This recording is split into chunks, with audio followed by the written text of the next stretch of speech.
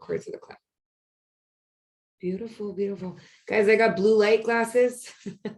You're supposed to help for all the staring into the screen all day. Okay. Today we're going to talk about farming, right? I promise you guys that as we have been going through the business planning clinic, as we are kind of working through what does our business plan look like for 2022, we really want to make sure we have a handle on the different types of lead generation. And so you guys know last week I talked a lot about the foundation of what our business is. We know that when it comes to the foundation of what our business is, there are two major parts of that foundation. One of those is obviously database, right? You guys hear me talk about database, data bank every single time that we are connected. That is something that I'm always going to talk about, because I know that when it comes to the power of our database, there's two parts to that. One, we know that the highest return on investment for lead generation is in people that know us, like us, trust us, have a deeper relationship already with us. And so database is always part of our lead generation strategy. And I also know that when we first get into the business, it takes a while to activate our database. On average, when we start the conversation, what we know is that the majority of real estate agents will do their first piece of business from somebody that they already know. That is just statistically kind of the way that it works in the real estate industry. It's why, especially now during holiday season, for those that have not started their holiday gratitude calls, I highly, highly, highly recommend you go back to the training that I did on utilizing the gratitude call to start reconnecting with your database, right? Reconnecting with your database, getting contact information, and getting permission to market to those individuals. Because that in the long term is really going to be where we see an opportunity for long-term conversion.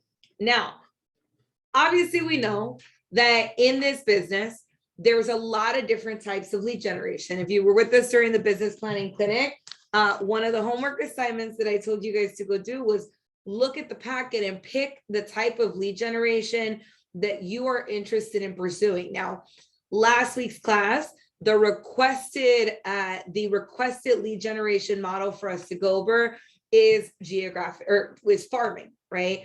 And I'm going to talk about a few different types of farming today, because I think understanding geographic farming is going to be a key, but it's also important for us to understand different modalities in farming. And so we're going to talk about what a farm is. We're going to talk about how to market to a farm. I'm going to give you guys some resources that you can utilize. And I'm going to talk about farming as an overall strategy. One thing I do want to note is every type of lead generation will procure results over time. The timing, however, is going to be different depending on the type of lead generation. So what does that mean? We know that when we talk about certain lead generation strategies, as an example of for sale by owner, that person has raised their hand and they have said, I want to sell. I just think I want to sell it myself. That is a for sale by owner, but they are literally in the process of selling, meaning that they are at the point right before potential agreement, right? That is a lead that is closer to a decision-making point to the actual activity of buying or selling. And expired, right? And expired is going to be very similar. They raised their hand and said, I wanted to sell. It didn't work out. And now I don't know if I want to continue, but they were also clearly at that decision-making point. On the buyer side, somebody that walks into an open house, some of them are looky-loos, but most of them are either buyers that are looking to potentially buy a property, which is why they're walking into the open house, or they are sellers that are looking at the value of the particular home so that they can compare and contrast on whether it's a good time for them to buy. Those are lead generation strategies that are a little closer to decision-making point. When we talk about a farm, and especially we're going to talk about the different types of farm, but we're going to focus a little bit on geographic farming. When we talk about a farm, we know that we're going after a group of people that are perhaps in a similar geographic area, or if it's a demographic farm, there's a couple moving parts with that. But we know that in a geographic area, but those people are not waiting for us to show up at their door, right? Those individuals are not chasing down real estate agents to say, hey, yes, I want to potentially sell my home on the market. When we are taking a geographic farm, our goal is to capture the deals that we anticipate are going to happen in that farm in the next 12 months. But that is not a lead that I would consider a warm lead. A farm is a cold lead source, right? And expired is a warmer lead source, right? Because they're closer to decision-making point. So I want to have that clarity because I think farming can be a very lucrative modality for business. And if it's something where you're looking for instant results, it's not necessarily going to be that lead generation strategy, but it is a very seller-focused lead generation strategy when we start talking about geographic farming. So I am actually going to be using some content today that is from a course curriculum that is called 36-12-3, which is a course that is designed, basically that course is designed to say, hey, there are what would it take to do 36 transactions in a year based on the different lead generation strategies that exist. So let me so we're going to skip around on it because I want to give you the meat of this presentation. So let me open up my slides. All right, one second. Where did I just lost it. And what I would like, because I see a couple of you on here with us today, what I would love, my friends, is in the chat box, if you don't mind, if there is a type of lead generation that you would like me to focus on for future classes, if you did the homework and you really started thinking through that a little bit, I would love for you to drop that into the chat box so that we can utilize that for further classes, my friends. I just want to confirm that you are seeing a full page of the slide or not the small version. Can I get a confirmation? Thumbs up. Beautiful. Okay, perfect. Awesome. So we're going to jump in. We can ignore all this ground rule stuff. We're going to talk about what farming is. We're going to talk a little bit about the myths of farming. We're going to talk about selecting a farm, and we're going to talk about putting it together. I am going to jump around. So I'm going to warn you guys right now, I am not teaching the 36-12-3 curriculum through and through. This is also a little bit of an older curriculum. So I'm big on how do we update, how do we upgrade on these classes. They have just rewritten this class and they're going to be launching out the full 36-12-3 curriculum very soon. And I want to use a couple of the different things that are in here because I think there's a lot of value. But you guys know me as I always kind of edit a little bit and I want to make sure that it's highly applicable to where we are in the market right now.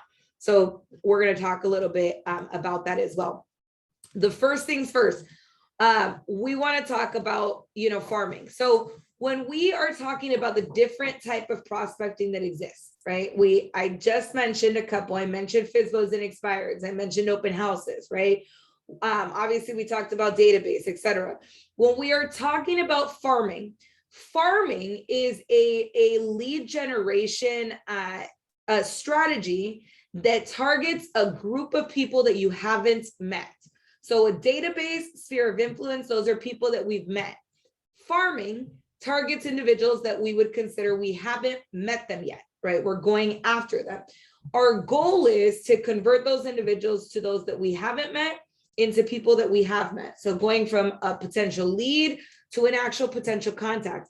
What we know to be true is that when it comes to our database, if they are on a true 36 touch campaign, if we are truly connecting with them every 90 days via a phone call, if they are getting emails from us twice a month, if they are getting contact from us at least 36 times over the course of a year, and they see that we are credible in the real estate industry, we're easy to reach. What we know is that for a group of 12 individuals on a 36 touch, we should be able to generate one transaction over the course of a year. That one transaction is either going to be that somebody in your database is moving forward with business, or it's a referral, right? It's a referral, but the conversion is 12 to 1. In a geographic farm, that changes, right? Conversion rates, when we talk about a group of haven't met, one, it's a lot more touches than 36 touches, right? It's a higher number of touches. The conversion starts at 50 to 1 is the highest conversion rate that we see in a group of haven't met over the course of a year. So I want you to kind of put that in perspective, because when we start looking at farming, our goal is to turn this group of people that we haven't met into people that are in our database, that we have a relationship, that we have that consistency with, because that is how we're going to generate that highest return on investments. Now, in geographic farming, this is a group of haven't met, but it is also a targeted market.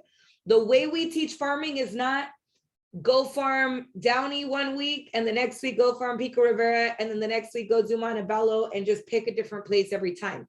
If that is your strategy on farming, that is not a strategy, that is luck. That is, I'm looking for those people that are ready to go. And if you do it long enough, will you have some type of results? Yes, it's a numbers game. You hit enough people, you're bound to find somebody that is interested in potentially moving forward. But that is not a strategy. That is not, I'm going to get a higher return on investment. That is not, I'm building my database, right? This is, we are targeting or prospecting to a targeted market. So we're going to talk about what farming is. First, a farm is a market segment. It can be a narrower market segment. It can be a niche, right? A niche. If it is a geographic farm, right? If it's a geographic farm, this is going to have to do with where do they live. Maybe it's a demographic farm, right? That's going to be a little bit different. So we ask the question, where do they live? Who are they? What do they like, right? I'm going to give you guys a little bit of a little bit more data around this. So if you are choosing a geographic farm is I'm saying, hey, I am going to target a particular area. So as an example, let's say that I'm targeting the city of Downey. And I am selecting a geographic farm and saying, well, I'm going to target these doors in orange estates of Downey. That is a segment of Downey. It is a neighborhood in Downey. And I'm going to select 500 doors in orange estates in Downey. That is a geographic farm. Now, we do want to do a little bit more research when we're doing a geographic farm, because that's how we have the ability to target a little bit more of or have more clarity around that particular farm. When we talk about geographic farming, the message is different than it might be for the other types of farming. In a geographic farm, we're messaging around understanding that market at a very high level. What's happening in that neighborhood? How many of the homes are homeowners? How many of them are renters? How many of them are owned by landlords? What is that percentage in our particular farm? How many homes go on the market on a monthly basis in that particular area? What's the average price point in that particular area? What are the stores and shops that are in that particular area? How do we utilize that to craft the message to our geographic farm? Geographic farming is also going to be the most, how do I put it? It's the first type of farming that people generally think about when they hear the word farming, or when they say, or when someone says door knocking and they say, hey, I'm going to go door knock my farm. The majority of the time they are thinking geographic farming, right? But it's not the only type of farming. And I think that's important for us to look at. There is also demographic farming, which is targeted by demographics. That can be a target. This is more based on who somebody is, right? A demographic farm. Now on here, it notes age, gender, income, net worth, occupation, race, nationality, language. I'm going to know. I think this changes a little bit in terms of, a couple of things around this. So as an example, for me, I would argue that a portion of my database is a demographic farm. And this was something that just came out of, what part of, so for me, I went to a university, and I have a lot of people that I was my demographic farm was individuals that went to that university. I included as part of my demographic farm. I also, and you could argue that, is that demographic farm? Is it a psychographic farm? It can be a little bit of both, but I chose people that had a specific university background. There was also individuals in my particular farm. So while I was in school, I pledged a Greek lettered organization or sorority. And so I have a segment of my farm that comes from that as well, right? My Greek farm per se, or my sorority fraternity farm, which I've gotten a lot of business from over the years as well. That, in my opinion, that was a who somebody is. They were Greek affiliated, right? Et cetera, et cetera. Now, psychographic farming is going to be a little bit different as well. This is going to be targeted a little bit more by interests, hobbies, lifestyles, values, but also property preferences, right? Investors is a psychographic farm. In the demographic farming, if luxury property is something that you're interested in, that might be considered a demographic farm, right? Working with high net worth individuals. I'll give you another aspect. Individuals that focus on helping fellow veterans, that is a demographic farm, right? Individuals that are working with people that are in sports and entertainment, so athletes, right? Or entertainers, that is a psychographic farm. So I want you guys to understand that difference, because a lot of times when somebody talks about farming, we only think about geographic farming. We only think about, oh, I'm going to go door knock this particular area. And so we leave a lot of other opportunities that are on the table here. When you are selecting what your farm is, it's important to just understand the different types of farming that exist. So if there's questions, my friends, feel free to put them on the chat, because this is just, we're starting out with what is farming. Then we're going to go into kind of how to do this.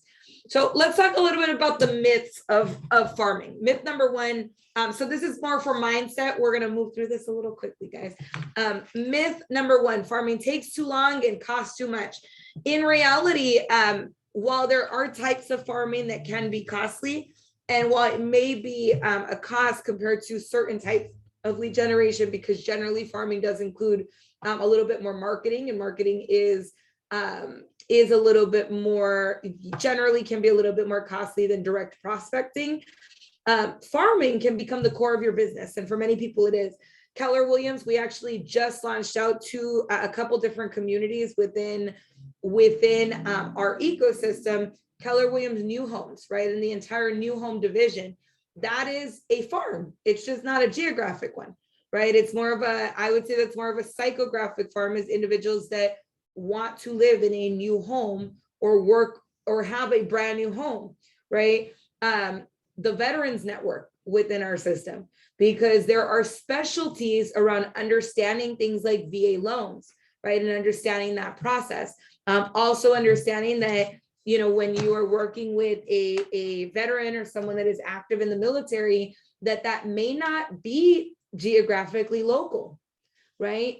Especially those that have been in the military, they're working off of different bases, they're traveling a lot. It's a different lifestyle that somebody might have. And so they're able to create that as the core of their business to support the unique challenges in that particular category of individual. We just launched out an entire sports and entertainment division on a national level, right? That is working with athletes, working with individuals that are potentially in the entertainment industry, and also have a very different lifestyle. That I would argue is going to be a psychographic farm, right? Is a certain segment of the population that is looking for something that's a little bit unique. We have commercial, if you're working with people that are in the restaurant industry, right? That's a specialized farm, restaurant owners, right? So this can truly be the core of somebody's business. In a lot of cases, this is a core aside from, you know, just the referral network itself. This can be a standing core of your business, but we have to change the way we look at it. I mean, we just have to change the way we look at that. If it's a geographic farm, myth number two, someone else already dominates this area. I will note, no one is ever as dominant as they think. What we see over time is the majority of the time, if somebody is dominating a particular area, as their business continues to grow, as it picks up, or as they get older, right? Nobody wants to be door knocking forever. So geographic farming, all of a sudden they stop having that face-to-face interaction, or they have a relationship with the person that lives there now, that person sells, and now they're doing more marketing, but the relationship isn't there with the new homeowners. Now we start losing, or agents can lose that market dominance that they've had, especially when they start defocusing on that and focusing more on their database. So there is always opportunity that exists. No one is ever as dominant as you think, as well as not everybody wants to work with the same person, right? Or likes that same level of service that maybe they got from one person. They might get a different level of service from you. People work with people that they know, like, and trust. Our job is just to make sure that that's us. Myth number 3, a farm limits you to that area or specialty. A farm is not your only source of business. So that is not going to limit you to a particular area or specialty. But I would also go a little bit further on here. In reality, we know that for the past many years, there's been a lot of transactions that have happened in the industry. And there's a lot of agents that are what I would call generalists, right? Wanting to do a little bit of everything. In reality, I think when you have a unique value proposition that sets you apart, and you have certain skills that specialize you a little bit, you have a little bit more of that specialty, it actually opens up the door to do more business. So a farm does not have to be your only source of business, and specialization absolutely opens the door to a higher conversion rate for the business that you do have. It also allows our messaging to be more consistent, right? Myth number 4, farming is all about mass mailers and mass marketing. That is not true. In reality, when we are farming, it is going to be a combination of both marketing and prospecting. Myth number 5, you can stop and start your farming efforts. I really want you to hold on to this one.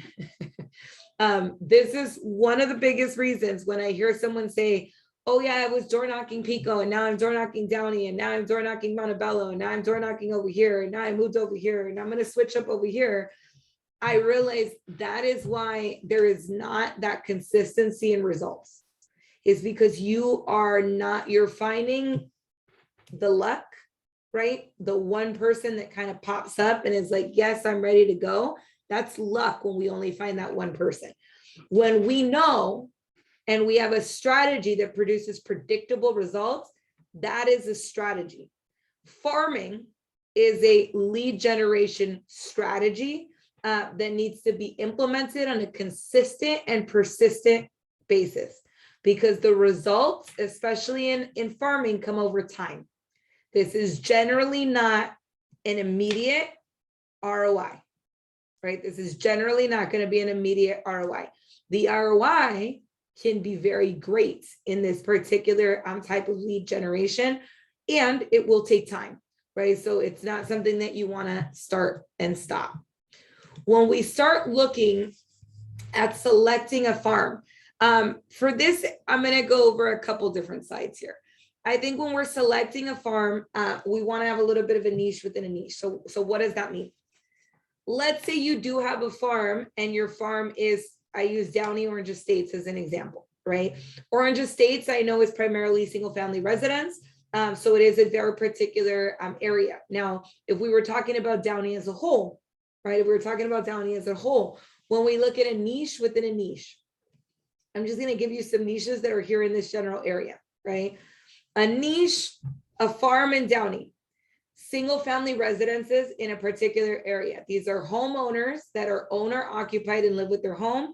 That is technically, that would be a little bit of a micro category versus just Downey, right? Empty nesters is a demographic farm within a niche, it's a demographic farm within a geographic farm, right? So these are individuals that maybe they're a little bit old, they might be a little bit older in age. They had kids, they had a larger home, the kids have left, and now it's just the parents that are living there, and maybe it might be an opportunity for them to downsize, right? Those are considered empty nesters. There's nobody else in the home anymore. Renters, that is a niche category within a geographic farm. landlords, right? Investors that own additional property that is a niche category within a geographic farm. But also businesses, restaurants, those are different farms as well, right? Within a farm. So we want to really understand your farm. If you are going with geographic farming, right? If you are deciding, hey, yes, geographic farming is my way to go. I want to select a particular area. I want you to know what the breakdown of that area is, right? So if you selected Downey as an example, you selected a certain area in Downey, I would like you to have that breakdown of, okay, which are the homeowners, which are the renters, right? Which are the landlords? What does that look like in your farm? What is the makeup of your farm? Have that understanding of it, right? Again, when we're selecting our farm, this also might be a little bit different. We might be selecting a demographic farm. We might be selecting a psychographic farm.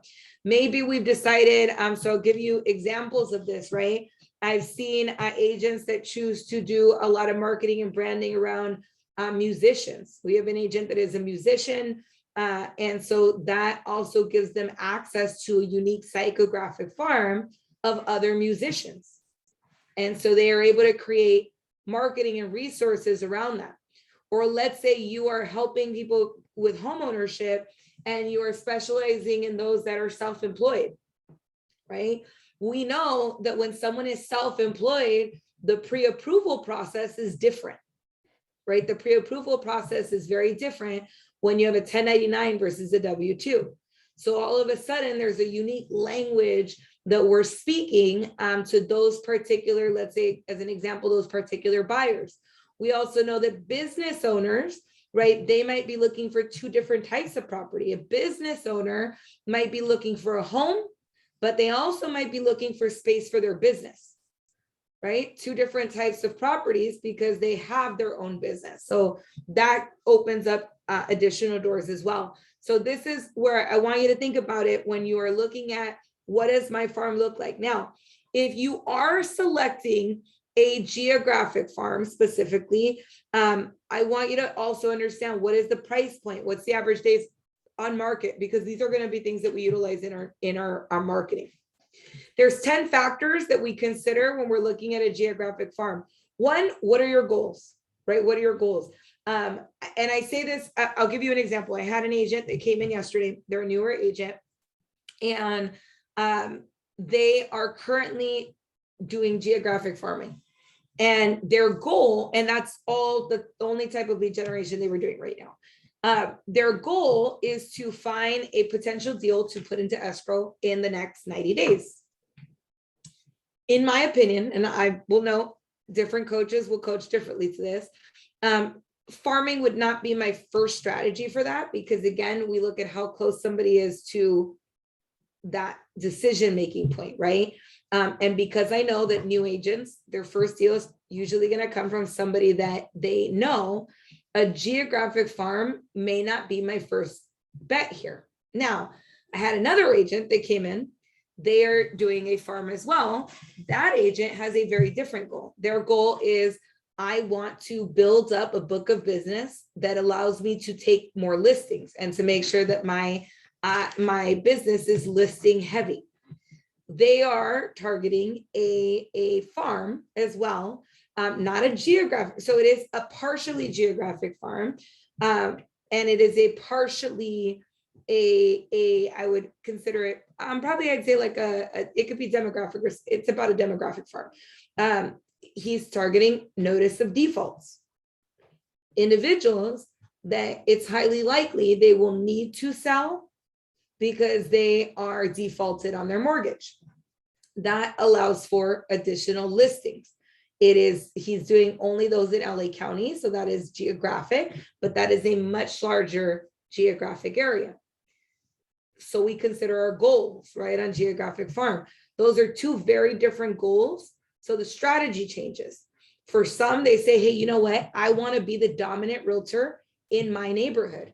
And that's my goal. That's what I want to specialize in. I want to be the person that is known in my neighborhood. That goal behooves having a geographic farm, right? Your budget. So if you're selecting a geographic farm, and part of your strategy is going to be marketing aspects. So things like postcards or flyers or things like that. Your budget and size of the farm are going to go hand in hand, right? Because if you know my strategy is going to be very door knocking based, and I'm going to, do mailers, and I'm going to do open houses in that area, then we start looking at realistically, based on the time you have, how many doors can you truly knock in a week, in a month?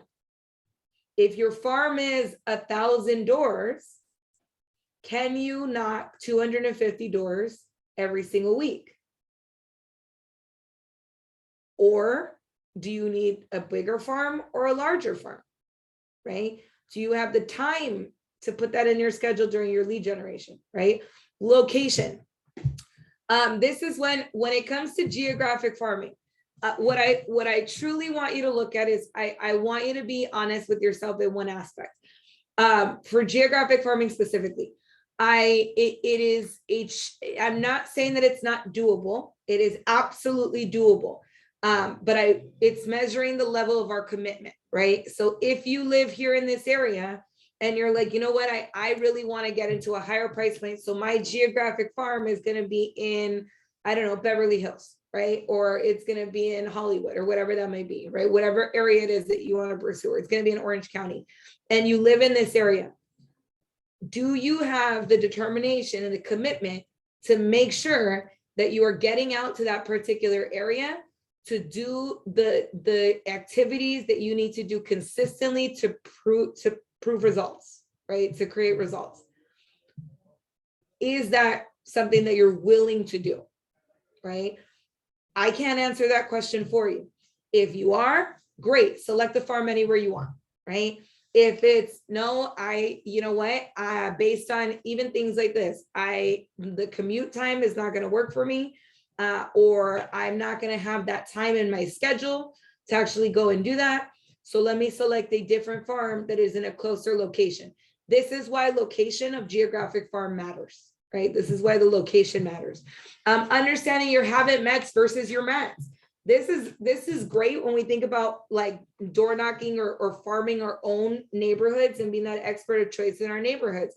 We may already know some of those people, right? We may already know some of those people. So I have more people that are potentially in my mets. If I'm living in a particular area, are you involved in the community in that area? And now you have more people that are in your Mets database than are in your haven't Mets database, right? That's something to consider as well. What is the average sales price in that particular area, right? Is it a sales price that you want to target? What's the turnover rate? To explain what the turnover rate is, the turnover rate is, this is an area of 1,000 homes, let's say, and in this area, 10 homes sell every single year, right? That's how we identify the turnover rate. So if it's 1,000 homes and I know that 10 homes on average sell a year, then what is that turnover rate? Something that is going to be, it's going to be good for me. Now, let's say 1,000 homes. If we were at a 50-1, right, which is I'd say a pretty high turnover rate. I'm going to do that math for you guys, right? Times, 1,000 homes divided by 50. That's 20 potential transactions. So if it's a farm of 1,000 homes and there's 20 transactions that are happening there every single year, that's a pretty good turnover rate, right? Because we want to capture a percent of those transactions. Now, sometimes we go into a market and people never move in that area. And there's only like 2 or 3 homes that go on the market out of 1,000 homes every single year. And that's the turnover rate in that particular area. Is that an area that you want to focus on, right? So this is why turnover rate is important. This is where we go back and we look at that particular area and we say, great, how many homes sold in the last year? How many homes sold in 2020? How many homes sold in 2019?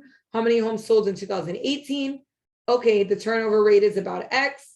That's a good turnover rate for me, right? This is why turnover rate is important. Market conditions.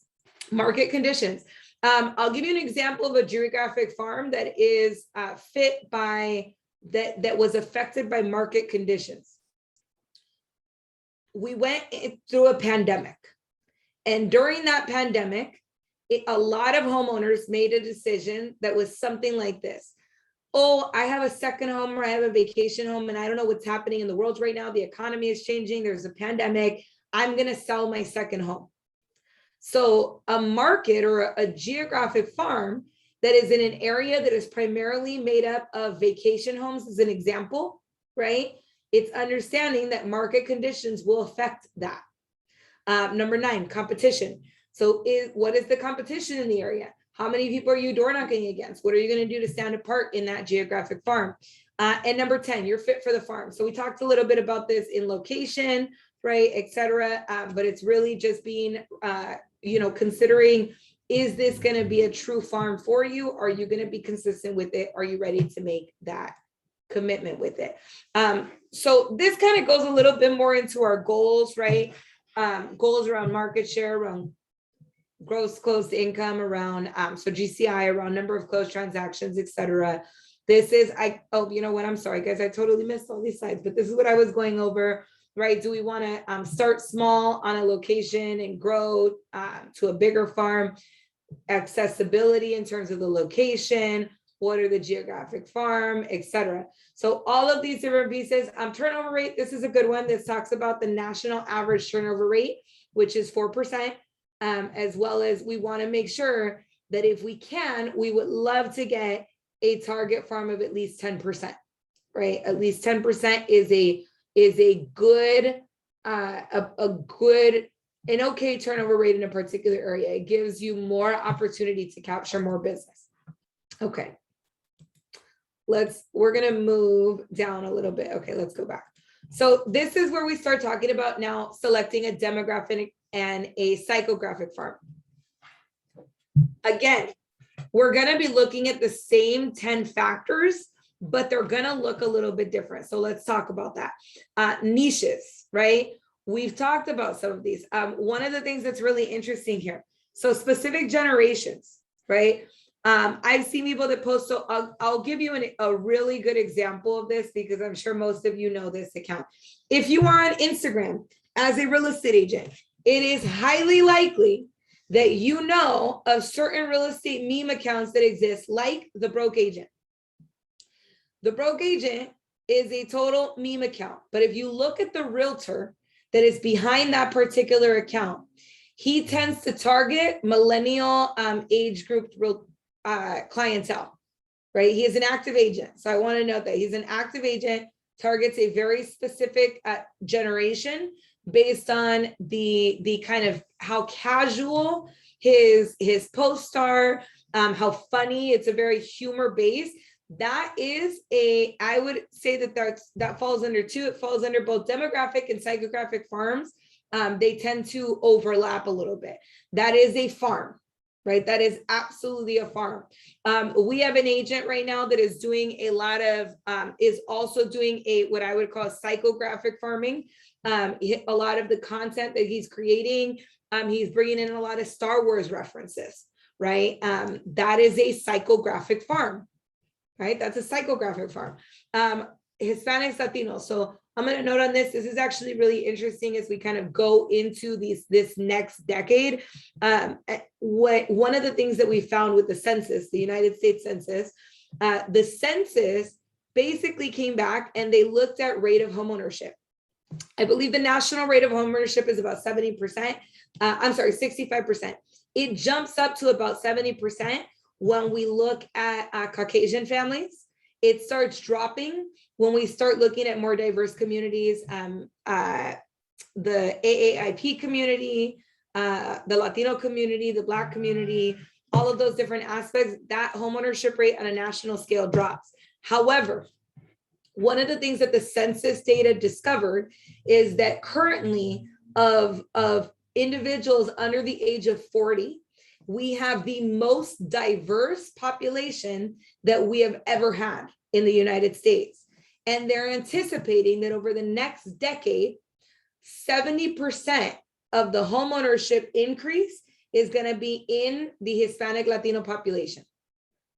So I want you guys to know that, because when we're talking about demographic farming, one of the tools and resources that we provide that you guys have is having a listing presentation and a buyer's guide in Spanish, or having a lot of the marketing materials that are available in Spanish. That is that is going to be a huge increase in homeownership in that particular demographic group. It doesn't mean we don't serve other demographic groups, right? It's just there's certain, it's a demographic farm. That's what it is. Foreign-born customers, so individuals. So this is going to be immigrants, right? Or individuals that are buying from out of offshores. There are a lot of offshore investors, a lot of offshore sellers, a lot of offshore buyers. That's part of why we have Keller Williams Global Division, right? It's why we have the referral network. We have clientele right now that are buying with our partners in Keller Williams Mexico, right? There's a lot of opportunity there that exists as well. Second home and investment buyers. So second home and investment buyers that are buying additional properties, whether that's a vacation home or they are buying for cash flow. Luxury homes clientele, right? Luxury homes clientele. Other real estate agents. This is important. And I want to dig into this a little bit more. I have a friend of mine. She was in Boston for a while. She's since moved, but she was based out of Boston. She was actually a KW team leader. Now she's at a different location. She's moved around a lot within the KW system in terms of moving different locations, right? She's moved different states, has a license in a particular area. She has an amazing database of other real estate agents. And here's the thing. It's a referral network that she's created. She does a huge book of business on the basis of referrals, right? A huge book of business on the basis of referrals, because she is constantly traveling, creating relationships with other real estate agents. And when they have a client in her market, they call her. I know another agent. She's actually been a bold coach in our office before. I spoke with her a couple of months ago. We started talking about her referral business. She created such a huge referral network. Her book of business, so she is based out of Arizona, but she travels all over the nation, right? She travels all over the nation, builds up relationships, puts those agents in her database. The year before, so we had just spoken, I want to say we spoke towards the beginning of the year. In the previous year, she did over $100,000 of gross commission income from referrals from other real estate agents, not including the rest of her business. So not including her database, right? Her database for her own sphere of influence, not the other agents' database, because they are part of her database, right? Over $100,000 in GCI from referrals from other real estate agents. That is a farm. That is a farm. How do you become the best known agent for agents that have a lot of people moving to your area? How do you create those referral partnerships? Right? That is a farm. So single buyers, right? The rate of single women, this is actually also was a statistic that came out. The rate of single women that are purchasing property has increased significantly, right? It's increased at a higher rate for single buyers than men have. That's just one of the things that have come out in recent demographic data. That is another market. Pet-friendly neighborhoods. Is it a neighborhood that has dog parks and things like that? Student housing. That was actually one of my niches. So for those that don't know, in a previous life, but before I was at KW, my business was specifically in student housing. I worked with investors that purchased properties primarily around the University of Southern California, Cal Poly Pomona, and UC Berkeley, and had a whole property management company that specialized in student housing. We had a leasing market as well, right? That was all students. And within that demographic of students, we had different niche demographics, international students, right? That were leasing property sight unseen. We had the local students, grad students, undergrad students, right? Students that were in student organizations and wanted very large houses where they could throw parties, right? That was the thing. That was a segment of student housing. And then we had the group of investors that wanted to buy in that property, a redevelopment group where we had, different we had a whole planning crew that could space plan and help them create a brand around a property. That's student housing. That was a niche. That was my niche, right? Waterfront, golf course properties, first-time home buyers, condos in urban development. There's a lot of different areas that you can specialize in when we start looking at demographic. This one talks a little bit about boomers or Gen Xers. This I will note. This has changed a little bit. It is still accurate, but this has changed a little bit. Baby boomers, age 60 and up, selling their home, downsizing to a smaller home or condo, or also there's a lot of senior specific condominium homes, right? We see there's a couple of those in Downey for 55 plus, right? That is a demographic profile. Echo boomers, so boomers that are a little bit younger that might be buying a second home, buying an investment property, maybe moving into a larger home, right? Millennials leaving the nest, buying a first-time home or condo. Some of them are buying investment properties already, right? I see a lot of millennials right now that are shying away from single-family residence and are now wanting to buy 2 to 4 units because they can use their FHA loan as an owner occupied on 2 to 4 units. So we're seeing that a lot.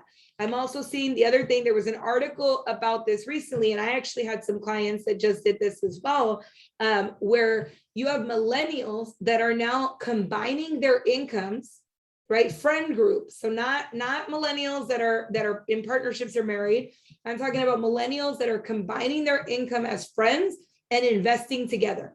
We're seeing that happen as well, right? So this is how do we, if we have a particular demographic group that we're targeting, how do we create messaging around that? So we talked a little bit about these groups already, right? There's also, when we're talking about, this goes a little bit more into NAR, what they recommend for finding foreign-born customers. This is understanding, legal issues, local market conditions.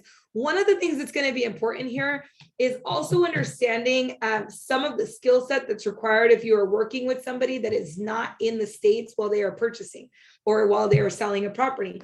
As an example, do you know, right, selecting, and we get this all the time when you guys have clients that are out of state, but if this is a specialty, I'll give you a sample. We have a team, that particular team helped us to launch Keller Williams in the Philippines, one of our agents a couple years ago. We now have Keller Williams in the Philippines.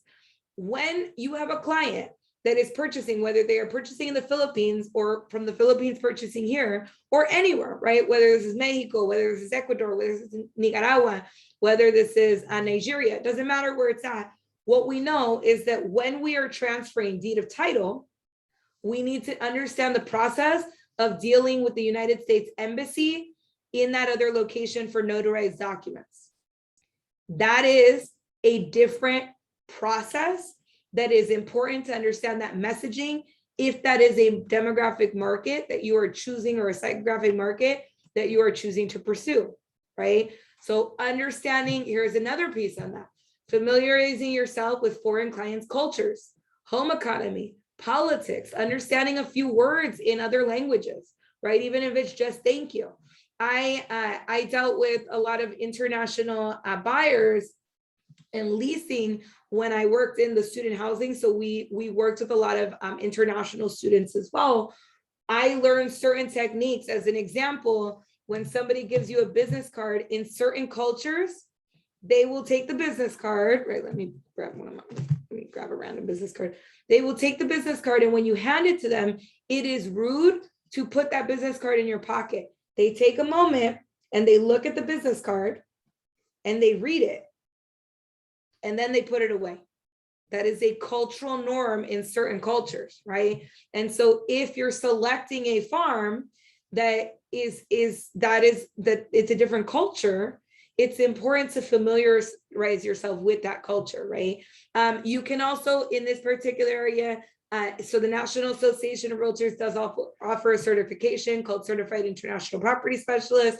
That is a certification that is available as well. Additional tips. So here, learning the language, learning the customs, marketing in that language. And we talked about the census, checking those census numbers as well, right? Second home and investment buyers, 35% of home sales. This percentage, I'm going to note, I guarantee this percentage has changed. So I don't want to quote on that, but we know this because this is a couple years old. So this percentage has definitely changed, but there is a percentage of home sales that are second homes. Also, this is going to be one thing when you are working with second home and investment buyers.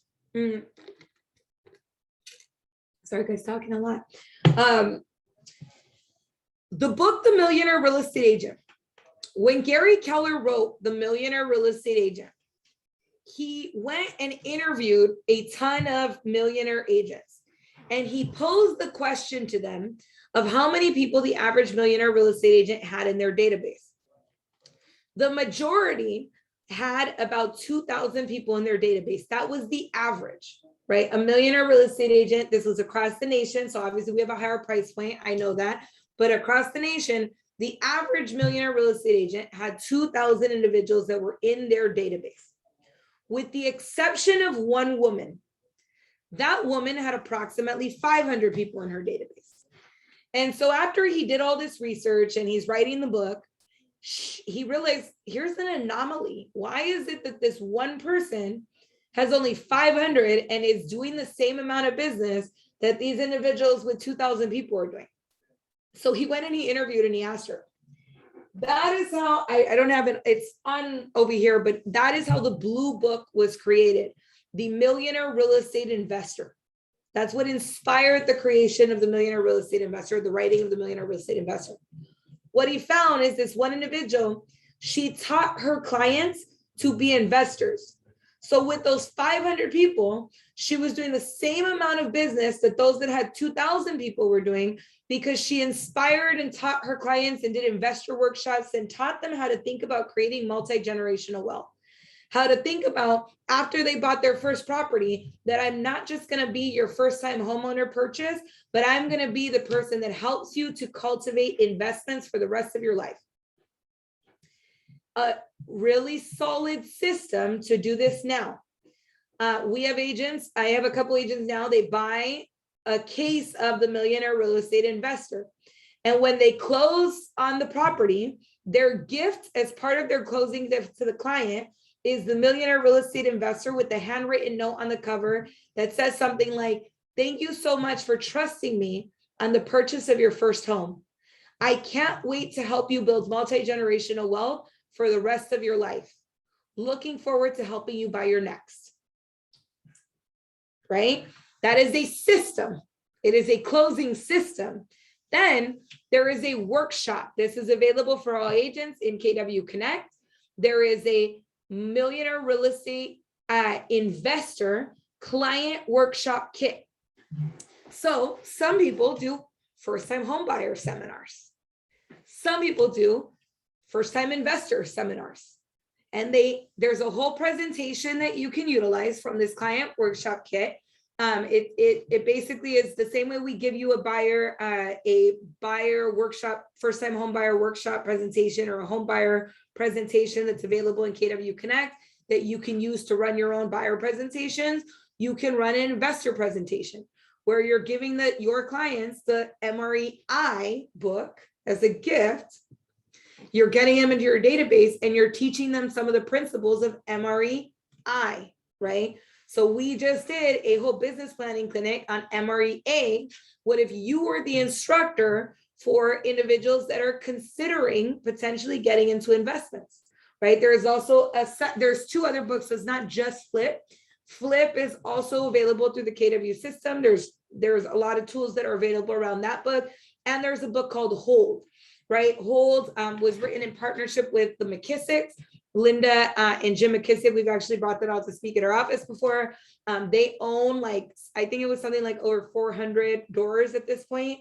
They are amazing. So they helped write the book, the Flip book as well, and Hold as well. Luxury clientele, right? Luxury clientele, people that want to buy luxury property. We just redid, so this is an old percentage here as well. I want to note this, but Keller Williams, we actually have grown our luxury division significantly. We recently, in the last year, we rebranded our entire luxury division, and we tripled in luxury market share. I'm going to note with luxury, what does that look like? San Bernardino County and Riverside County, that's $1 million or more, right? The price point is $1 million or more. In Los Angeles County, it's 1.8 million or more. In Riverside County, it is in Orange County, it is 1.4 million or more. When you take a luxury listing, there are a couple of tools that open up to you within the KW system. Syndications, the Wall Street Journal, and Global Mansion.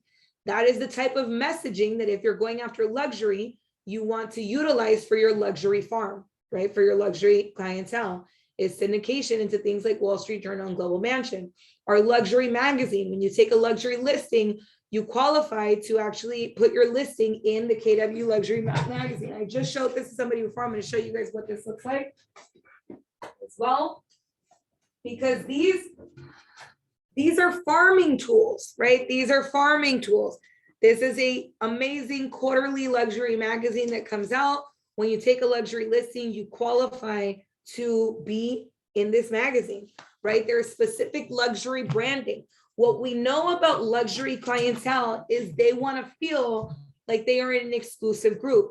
Another thing about luxury clientele, if this is a market that you plan on going into, in general home sales, when you go into a residential home, in most markets, the client wants to know, hey, is this countertop made from granite, or is it made from quartz, or what is it made out of, right? In luxury, they want to know, is that granite imported from Brazil? Where did it come from, right? So luxury, those clients, they do want to know more about the finishes, right? They're paying for that luxury, that upgrade. They want to know about the community. Does the property have a pool? All of those different elements, like what are the private clubs that might be in the area for them, right? All like the golf clubs and those type of things. So it's a little bit different, but we've seen this market continue to grow. And then other real estate agents. I talked a lot about this. I'm not going to go into this too much, but in reality, when we're looking at the different opportunities that we have for farms, it's based on your imagination. There are a lot of different areas around this. When we start thinking about selecting our farm, really understand what is your personality? How does it fit, right?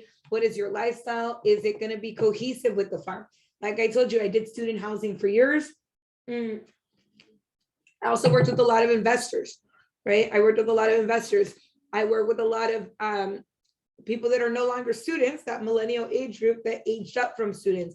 Those were elements that fit with my lifestyle at the time. I had a really solid understanding of it. And so I was able to position myself at a high level in those communities, right? What is it that you want to create as kind of your brand identity? We don't have time to do this exercise right now, but I really recommend that when you get off of this, I want you to truly think about what of the three farms is most of interest to me, right? It's opening the imagination. People talk about farming and everybody thinks geographic. That is not the only type of farming that exists, right? Also, we want to, okay, so this I'm going to note really quick before we go over here. Your USP, unique value proposition. As part of that exercise, come up with your unique value proposition. Unique value proposition is not just for a farm, right? It's not just for a farm. This is for your business in general. But when we have a specialty business, right, we're more specialized, we have a very unique value proposition. What is it that you are going to do differently from somebody else? If you are new, is your unique value proposition around the level of dedication that you can provide to a client? Is your unique value proposition around customer service? When I worked in student housing, part of my value proposition, by the time I had my property management and development company, I had worked in the industry of student housing for years already. So I had a very hands-on understanding of that. I used that to my advantage, right? I used that to my advantage.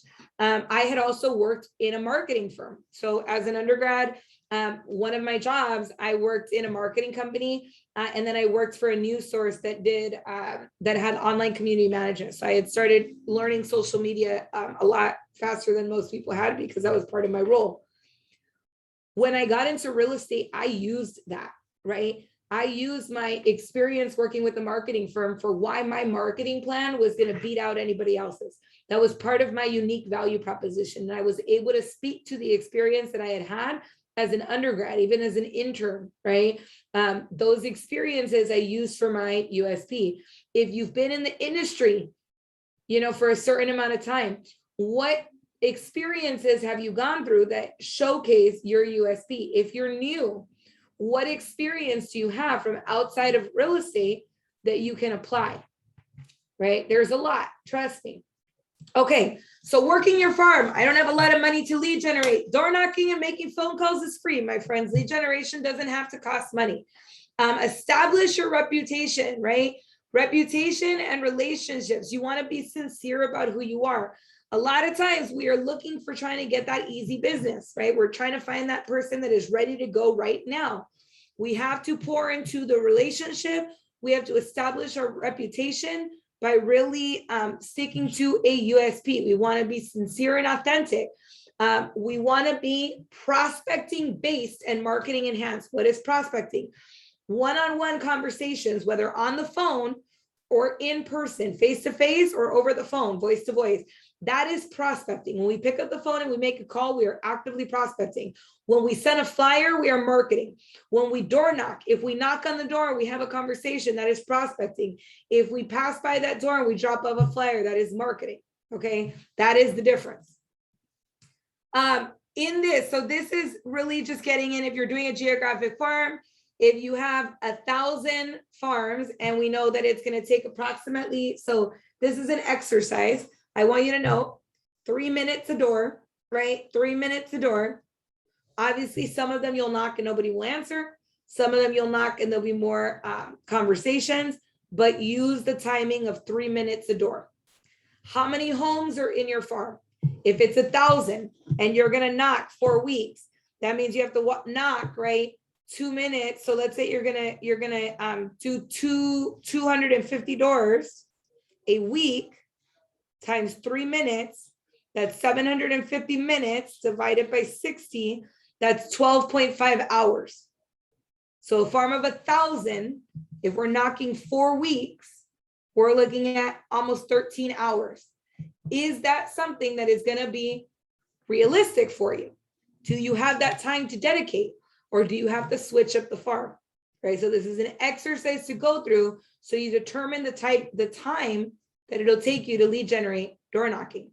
Find your bird dog. So this is an old school term, right? This is an old school term. When you are geographic farming, there are individuals that may never move, but they love having conversations and they know everything about what's happening in the neighborhood, right? Those are that's what you call a bird dog, right? It's going to be the individual that is the one who is very well connected in the neighborhood. They always know what's going on and they can potentially refer you business consistently. You always want to come from contribution, have something of value to give. Do not go door knocking empty-handed. This could be a market update. This could be, it could be a lot of different things, but go with some type of potential flyer and meet people face to face. Here's some items that you can utilize to come from contribution. Market update, create a directory of the businesses in the area. I know somebody that organizes a neighborhood yard sale. Have a website specifically for that area. Create a neighborhood email or a Facebook group or a blog, right? Facebook groups are really important. As an example, one of our agents, Ralph, he runs community Facebook groups. He's got hundreds of thousands of members in these community Facebook groups. Those are part of his farm, right? Those are part of his farm. That was something that he created. Someone that does a neighborhood yard sale. Here's the thing. Do not become known as the yard sale person. Become known as the realtor that helps to organize yard sales. What if you organized the neighborhood yard sale and you created signs for the clients that said yard sales, it's like a community yard sale Saturday, October 29th, sponsored by Monica Rivera Realtor, right? Now all of a sudden you're creating opportunity. You created signs for the community. You're giving them value. You're marketing for them. And it's powered by you. So utilize those to work your farm. I'm not, again, low cost, no cost items for giveaways, Starbucks cards, all of these different pieces on here. Okay. I'm gonna drop off this slide real quick because I want to go through some other aspects of working your farm really quickly, but I know we're kind of dead on time here. So I want to make sure that I am giving you guys some tools that you can kind of walk away with on this as well. So let me pop this open. Okay.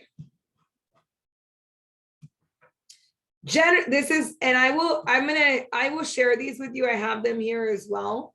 But let me share this piece of a way to kind of look at this. Okay.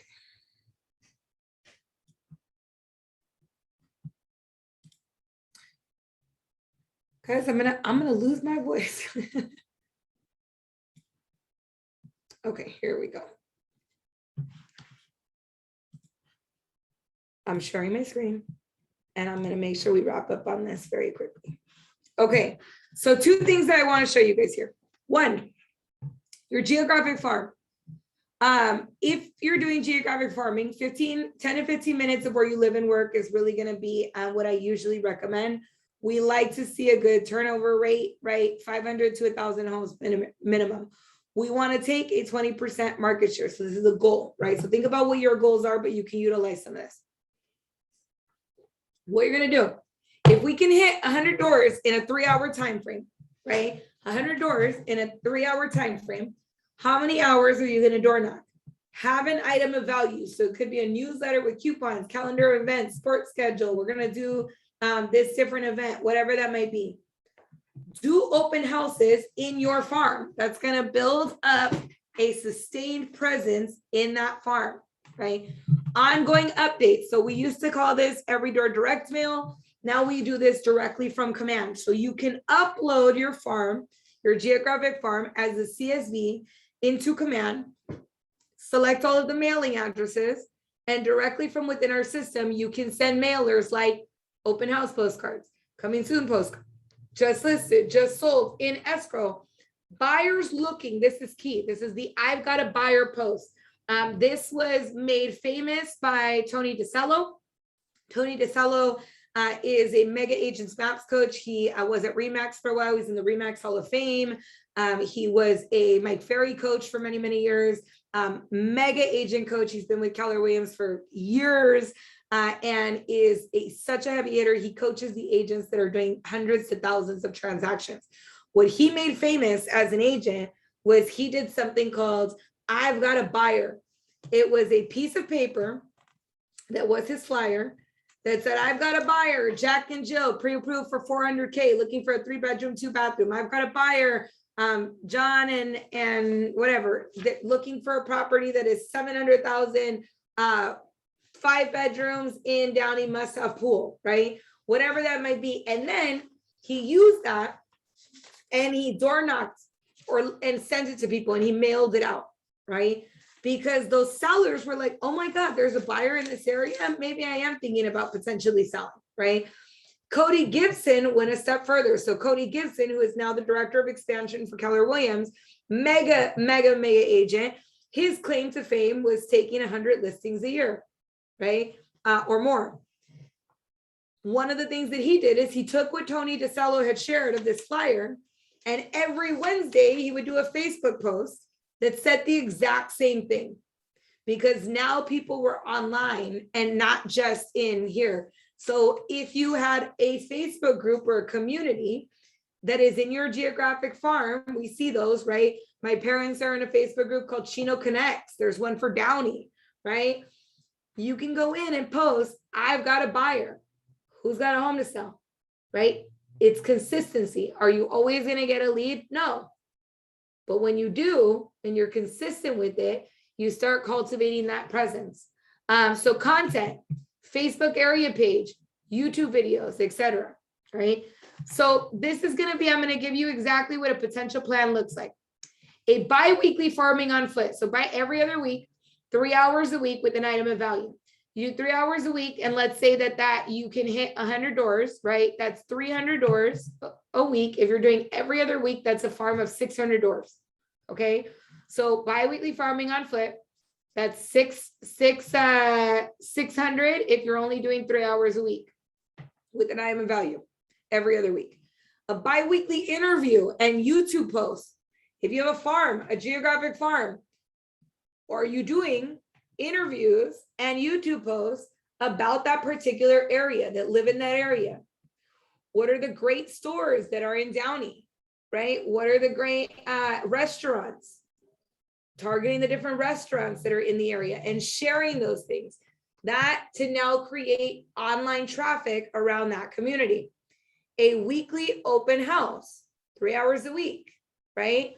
If you have a team, this can go to your buyer specialist, but a weekly open house in your farm, a monthly postcard, a just listed, a just sold, a market update, and attending a community event in that community once a month. So we talk about our 135, our business plan, right? And I talk about how it has to be a strategy. This is a strategy, right? This is how to do it. And then these are just some more examples of possible niches, okay? So that is the strategy. That's how we build it out, right?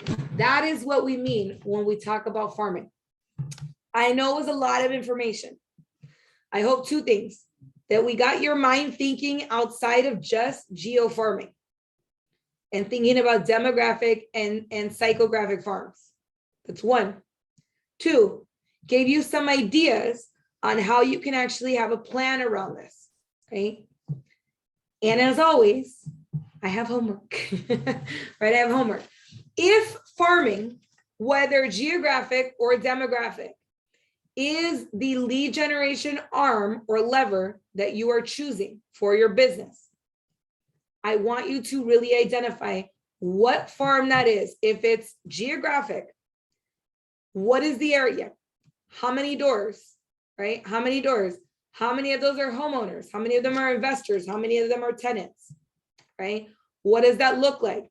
How many homes are selling? What's that turnover rate in that particular area? That is the homework on geographic farm. And then realistically, what is the plan? Are you going to follow the exact plan I just showed?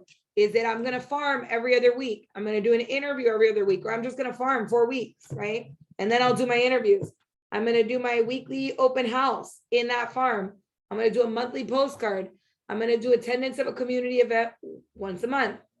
Okay. What is that exact plan? Where does it go in your schedule? If you need help, come see me. Right? If you need help, but come see me. Do not come see me with a blank piece of paper. Come see me with knowing a couple of the items, and then we can work on it together and we'll hone it in, right? So that we can master it for you. Now, if it's a demographic farm or a psychographic farm, what is that farm? How are you going to connect with that community? And what are you going to do every week to farm, to plant seeds, to build those relationships for that farm? And then come and see me and we'll tighten it up, okay? Because everybody's business is different. This is the step-by-step for geographic farm, but you still have to choose your farm, right? You still have to know your farm. And then you need to look at your schedule and what's going to work best with, if that particular farm works with your schedule, then let's work it out. All right. Any questions? We're going once. I have a question. Absolutely, Jaime.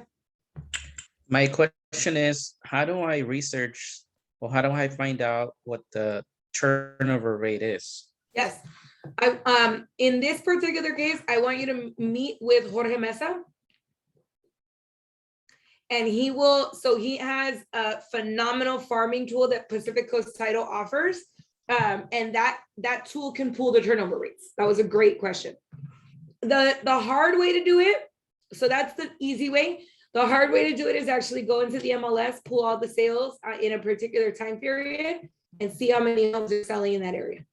Right, those are the harder ways to do it. But in this event, go look at they have a Pacific Coast Title toolbox, has like a farming tool in it that will allow you to identify the farm. They can also, and it's going to help you to understand the turnover rate and everything in that farm as well.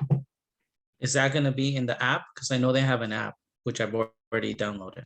They have a few apps. I don't know. I honestly, I haven't, I know that I used to use their farming tool, but I don't know which app it's on or if they've changed it recently. Because I know they've done a lot of updates. I was talking to him about it the other day. Okay, thank you. But either way, it's the way that I look at it is the shortcut is to work on it directly with him because he can show it to you. Or if you're figuring it out yourself, it's just going to take a little longer, right? Any other questions, my friends? Okay. Any requests for next week? Or if not, I'm picking my own topic. Or is there a lead generation strategy you want us to focus on? Going once? For me, it's just my database, how to clean it out, how to organize it. So going a little bit deeper into database. Yeah. Okay. I like that. You guys know I can talk about database all day long. That is my favorite topic because I know that's the highest conversion rate, right? So great. So then we'll look at going a little bit deeper into database. What we will do, we'll probably do something a little bit different if I can work on it. Then we may look at going into like some tagging strategy and stuff too with what are we cleaning up when we're cleaning up our database? How do we work through it? How do we tag them appropriately? That's a great kind of starting point, I think, for everybody as well. So we will cover that next week, my friends. With that, I hope you guys, and I will know, I'm going to share this because I think it's key. I met with someone this week. They've been in the business 18 years. They have a great book of business, right? Their database right now is an Excel spreadsheet. It's part of why we're meeting to talk about how to have strategy around their database. And the biggest thing is because working off a spreadsheet, unfortunately, it's not giving them the lifestyle that they want and deserve in their business, right? To be able to spend more time with their family because the systems are not set up there. I do not want that to be you guys. So we go and dig into database. And the reason I harp on it so much is because starting on database at the beginning solves that later. It creates sustainable, predictable business over time so that you gain your time back in the long run. So that as your business increases, your life does not diminish, right? That is the goal. That's why I harp on database so much, is because it allows us to protect our life and our quality of life and to better serve our clients. So I'll leave you with that thought over the weekend. I hope you guys have an absolutely phenomenal rest of your week, and I will talk to you soon. Bye, everyone.